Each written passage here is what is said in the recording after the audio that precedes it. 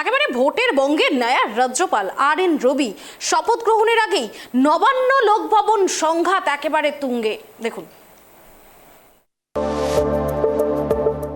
ভোটের পশ্চিমবঙ্গে রাজ্যপাল বদল। সিভি আনন্দ বোসের উত্তরসূরি হিসাবে বাংলার 22তম রাজ্যপাল হতে চলেছেন অভিজ্ঞ প্রাক্তন আইপিএস অফিসার আর.এন. রবি। 6 মার্চ নাম ঘোষণার পর থেকেই বিতর্ক শুরু।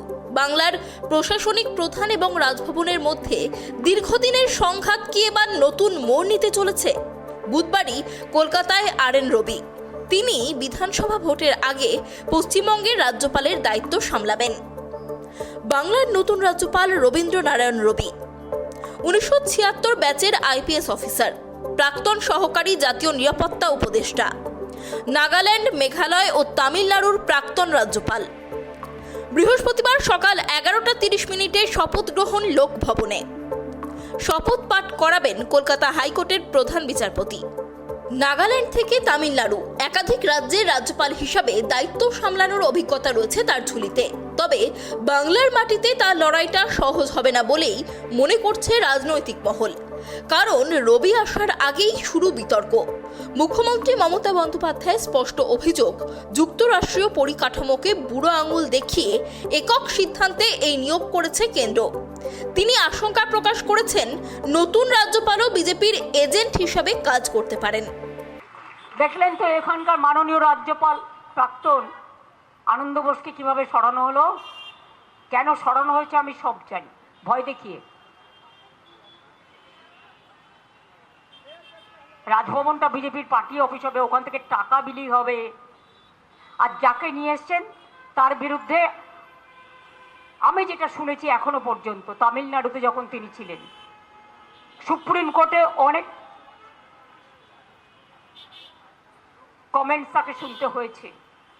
তিনি কোনো কাজ করেন না বিজেপি ছাড়া, বিজেপির একেবারে প্যারেড করা ক্যাডার। শুনুন, বাংলা কিন্তু অন্য। তামিলনাড়ুতে যা করেছেন রোজ তামিলনাড়ুতে স্ট্যালিনদের জবাব দিতে হয়েছে, প্রতিদিন বেচারারা ফেস করেছে।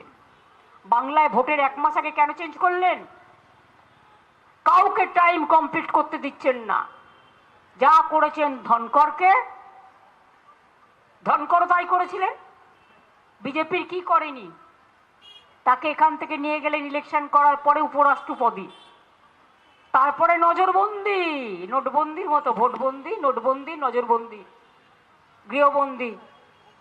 অজিত পাওয়ার আমি যখন বললাম যে ভালো করে ইনভেস্টিগেশন করা উচিত, অনেকেই তখন বলেছিলেন কেন আমি এ কথা বলছি, যা বলেছি তা তো সত্য, প্রমাণিত হয়ে গেছে।